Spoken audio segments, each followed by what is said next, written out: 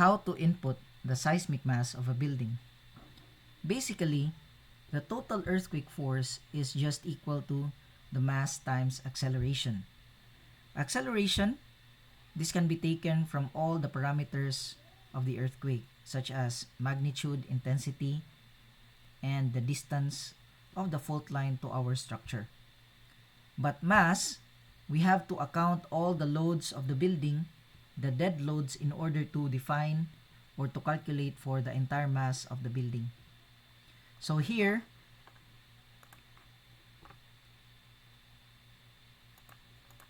click the seismic definition, and then previously we have already defined the parameters of earthquake. Now you will add the seismic mass. So click add. First, we click the self weight. The factor is 1, then add. Next is we click the floor weights. Now, the floor weight is directly related to the dead load. So here,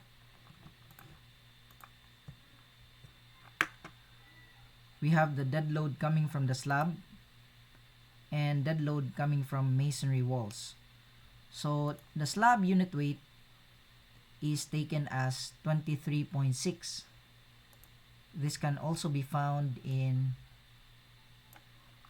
NSCP, minimum densities for design loads from materials.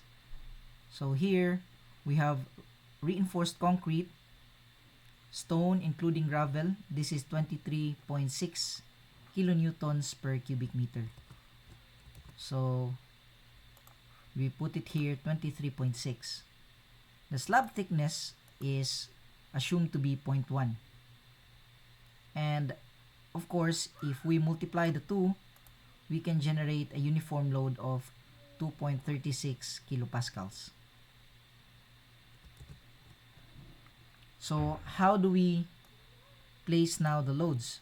So the loads will be from the ground or the first floor up to the fourth floor level. Now that is 2.36. So we place here 2.36, and then we define a range, Y range. So from this point, from the ground floor up to the fourth level. So the minimum is, let's see the building height. So from footing to ground, this is 2.1 here, 2.1. So therefore we start at 2.1, and then we end at this point. So what is the coordinates of this point?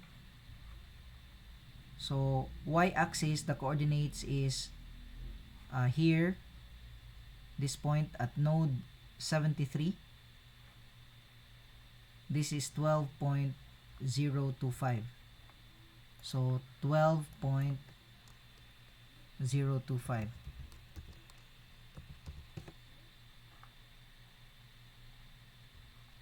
For the x range, we start here. This is the x coordinate is 0, and then we end at the last part. Let's click this one. The last coordinate is 22.7. So from 0 to a maximum of 22.7. And then for the z, we have here starting 0. Node 19 is here. So this is 0. And then the maximum is this one. Let's double click. And then the z coordinate is 9.5. So here we have 9.5. Then add. So you now have the floor weight for the ground to the fourth level.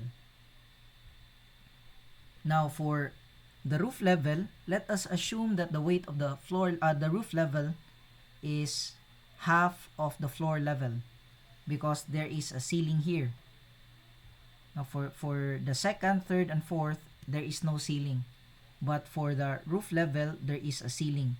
So let us assume that the ceiling is half of the weight of the slab. So let's do again another floor weight. So click add. Then floor weight. So half of the weight, so half of the 2.36. So let me just do it here. 2.36 divided by 2, 1.18. So we plug in 1.18. And then for the Y range, this level, the Y is 15.22. So 15.22, then 15.22, because we are only placing the load in one level.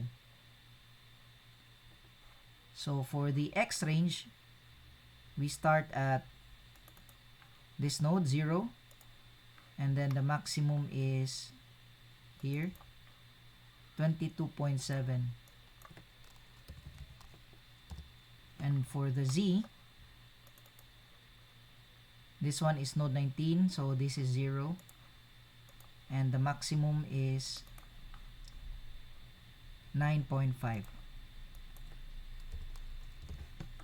Then add. Okay, so we already have defined the floor weight. Next is the masonry walls. So in here, let us look at the architectural plan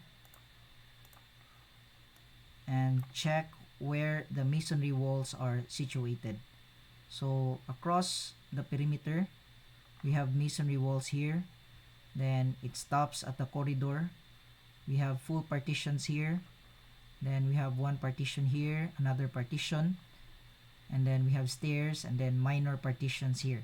So for the sake of this demonstration, let us just account for all the major partitions.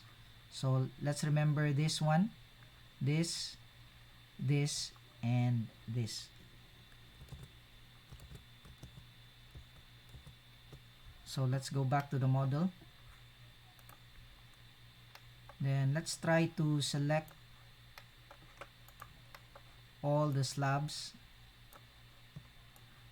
containing the partitions.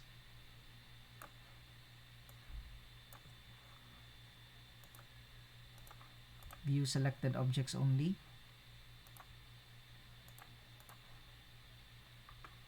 Then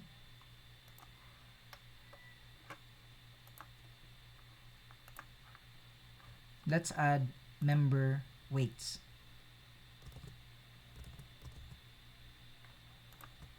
So here, masonry wall, the unit weight of the masonry is 16.5 kilonewtons per cubic meter. I have taken this one from this table in the NSCP. We have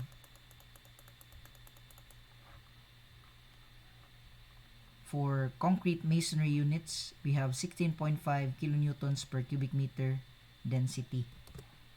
So with that, this is the density or the unit weight, 16.5 kilonewtons per cubic meter. Then thickness, we assume it to be 0.15, and the height, we just round it off to 3 meters.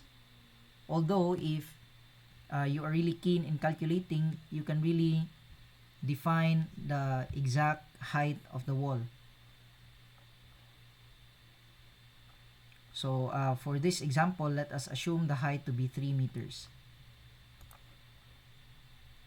So the wall linear load is the product of the three, the unit weight times the thickness times the height, and you will generate 7.43 kilonewtons per linear meter. So we plug in the uniform load. The weight is 7.43. Then click add, then close. You can see here a question mark. So this question mark means that this load is not yet assigned to a member. So let's now select the members where we want to assign this load.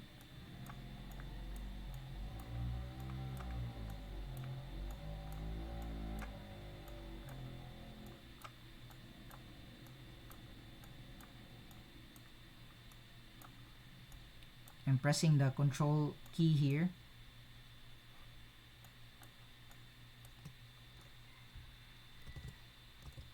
So let's look again.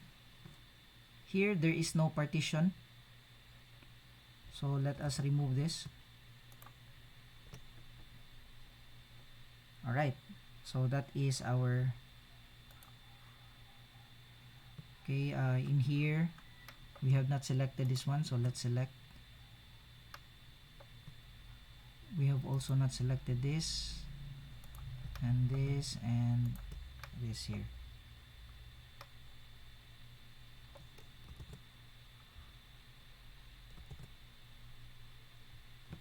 Okay, so looks good. Our selection is already okay.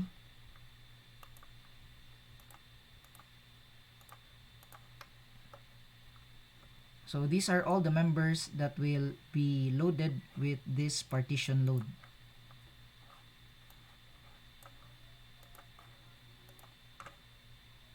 So you can click this one and then assign to view, meaning all the members that are shown here will be assigned with this uniformly distributed load.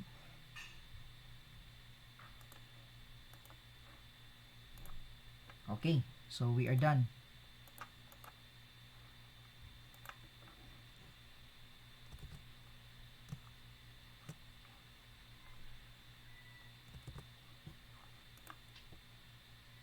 So that is pretty much how to plug in or input the data for the seismic mass. Thank you.